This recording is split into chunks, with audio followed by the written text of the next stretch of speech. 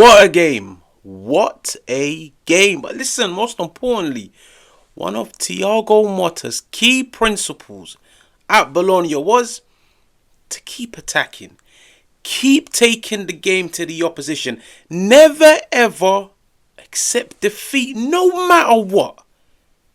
From looking back and watching the game, the referee, a few questionable decisions, Juventus going down to 10 men, but Thiago Motta's principles lived on. Juventus kept going, wave after wave after wave. But there's so much. There is so much to talk about.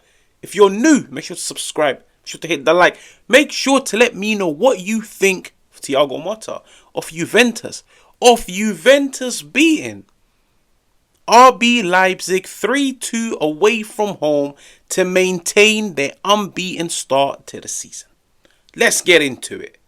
Now, the first half was cagey, in my opinion. It felt like two teams from two different leagues, from two different countries, testing out one another, getting familiar with one another's setups. But Juventus walked out of that first half with two negatives. Negative number one, Bremer. A collision of knees, a poor landing. The injury doesn't look good at all. But up stepped Gatti, and he was amazing. Especially towards the end, he was amazing. The second negative for Juventus in the first half was Benjamin Sesko won the goal. From the control to the finish, into the roof of the net. But it was that 15-minute interval, that 15-minute half-time team talk by Thiago Motta would change things. Because the Juventus that I saw in the second half was a Juventus that went out there with a purpose, with a mission, and most importantly, with an end goal to leave Germany with 3 points. Juventus in the second half, they were more direct. They wanted to take the game to RB Leipzig, especially when you look at the first goal. They win the ball in the midfield, they recycle, and then they realise Cambiasso is open down the left. Now, Cambiasso, for me, is one of the best offensive fullbacks in the world. His delivery is top-notch, but I've labelled this as predator movement by the man of the moment. Juventus' striker, the person that can't seem to stop scoring at the moment. It's 4 goals in 2 games. Dusan Vlahovic. Now, as a striker, they always teach you, don't stand flat-footed and wait for the ball. No, attack the ball, attack the space, engage. Cambiasso puts it into an area where he's now looking at his teammate, Dusan Vlahovic, telling him, charge onto this ball and strike it first time.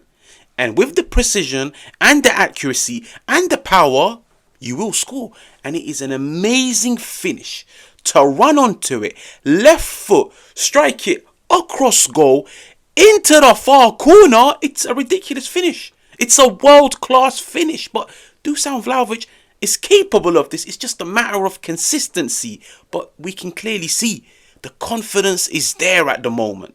Now, this was the moment where the game changed. Gregorio gets a red card. In my opinion, it was harsh because you can clearly see before he engages with the player, he pulls his hands inward to try and avoid the player, but he couldn't get out of the way in time. And on top of that, within a matter of seconds, the ball ricochets off the player. Hence why he lost control. But all in all, it was a red card. Now, Thiago Motta had to show the tactical side of his game as he set up his 10 men into a 2-1-2-3-1 formation from what you can see. The introduction of Douglas Luiz meant an extra midfielder on the pitch, but it allowed Juve to have a 4-man diamond in the centre of the park. What are the benefits of this? It's compact. It condenses the space. It makes the centre congested. It makes it harder for RB Leipzig to play through the middle. But where it benefits Juve is there's passing angles to the left, to the right, and down the middle. So it allows Juventus to constantly progress the ball higher up the field. But the player that I must sing his praise, he was amazing against Lecce. But today, it was a masterclass. He ran the show, and it's Fagioli. Let's just look at some of the numbers. 62 out of 63 passes. That's a 98% pass accuracy. That's an efficient player. 4 key passes. 2 out of 2 long balls, 7 out of 11 defensive duels won, whether they're in the ground, on the air, 6 defensive actions, and on top of everything, the key pass to Conceição for the game-winning goal. He ran the show.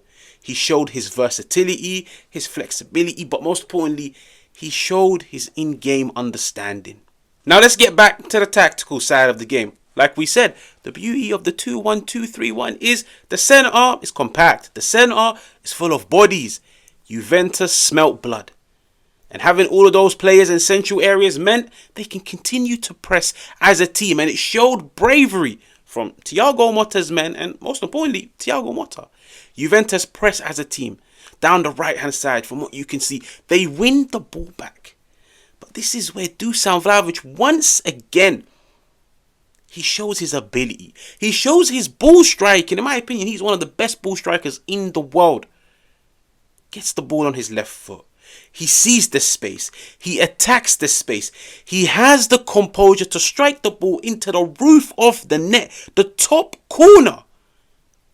It was an amazing strike. It was an amazing goal. But it all comes from Juventus being brave, continuing to press as a team, push into RB Leipzig's half, win the ball, and put the ball into the back of the net. But you see, there's another player I need to sing his praise. And at the moment, he's looking like signing of the season, bargain of the season. We're talking 13, 14 million for Kalulu. 2-2. The game's approaching an end. 80th minute. This is a monster block. This is a goal-saving block. I couldn't believe this. When I saw this, I couldn't believe how quick he closed down that ground, because he was on the left-hand side. How quick he closed down this ground, got into the area and blocked the shot. He saved Juventus. He saved Juventus from going a goal down. It was a monster block by Kalulu. But the beauty in it is, Kalulu's shown this season, number one, his versatility from starting off at right back, then playing in the centre, whether it's on the left-hand side, the right-hand side. So he's shown his versatility, his flexibility. He's shown his technical ability when it comes to playing out of the back. But in the dying moments of this game, he showed his ball carrying ability, where RB Leipzig go on the attack. And it was a crazy tackle by Weston McKennie. But Kalulu wins the ball.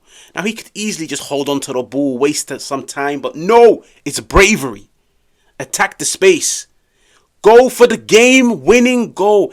For the Conceição goal. Who progresses the ball high up the field? Kalulu. He receives the ball in his own half. And he carries it. We're talking 30, 40, 50 yards up the field. Hurdling challenges. And then he makes the pass inwards into Fagioli. And then he gives it to Conceição. And this is where you pay the big money.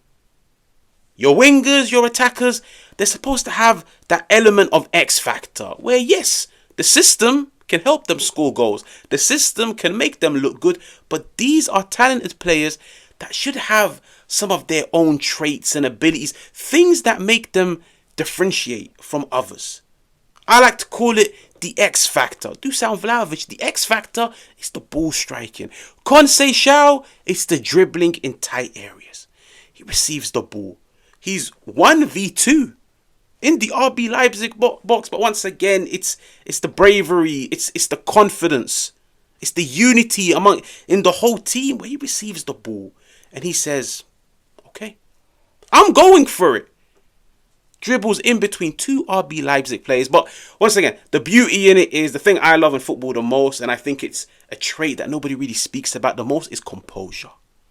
You take on your 2 players, you beat them, but now you need to compose yourself. Open up your body. See where the keeper is. See where the goal is. And he's mastered it to perfection. Opens up his body on his left foot into the far corner, into the side netting.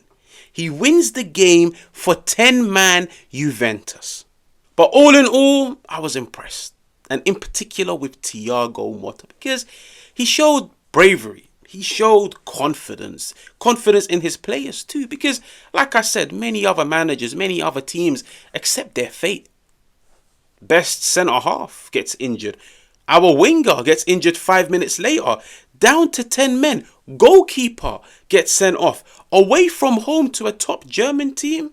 We'll take the 1-1. But he showed his bravery. He showed his tactical acumen where he was like, no matter what, I can still set up my 10 players on the field to go out there and attack, to go out there and press, to go out there and take the game to RB Leipzig. At the end of it, Juventus leave Germany with 3 points and they remain unbeaten. Now, if you're new, make sure to subscribe. It always helps the channel grow. Make sure to hit the like. Make sure to let me know what you think in the comments. And I will catch you guys on another one.